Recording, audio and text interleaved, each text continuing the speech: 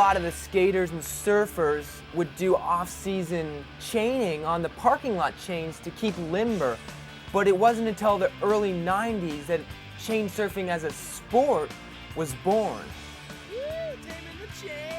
The chain gang, we were like Peter Pan and the Lost Boys, and we were just going around the city. I mean, no chain was left untamed.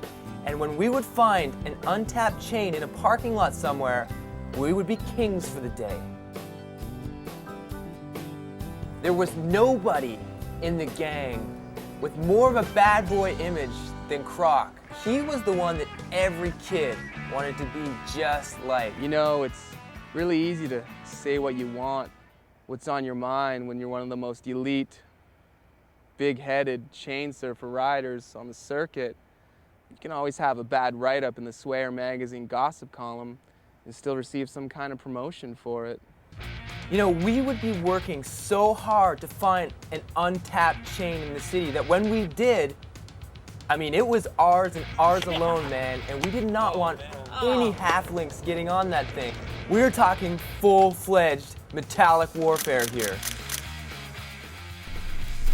In the early days of chain surfing, you'd have, you know, these small, feeble chains, and you wouldn't really be able to do what you wanted to do.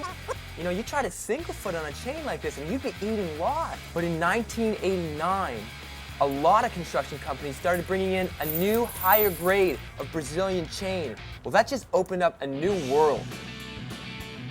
Every day when we were carving chains in the lot, there'd be guys originating moves that had never been done before. I mean, it was just you and the chain, soul chaining at any spot we could find in the city.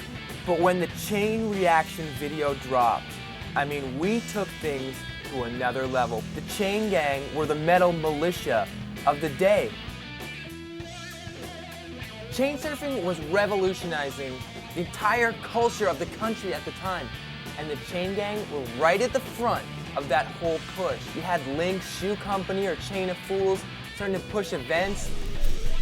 I think chain surfing died for two reasons. Number one, the rejection from the X Games, and definitely number two would be the arrest and conviction of Croc. And I mean, after that, the sport just never recovered.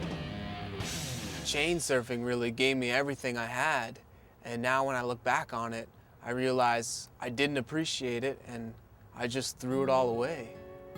For a low-income kid like Croc, you just can't deal with the kind of stress and pressure from that fame and fortune lifestyle, and he cracked. He was dealt a hand that he could not play.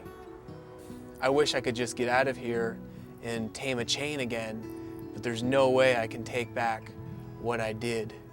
Well, coming up now on about 13 years after the sport died away, I was driving past the Ashbridges chain and I saw two really young kids just stepping up and down that old chain we used to ride every day.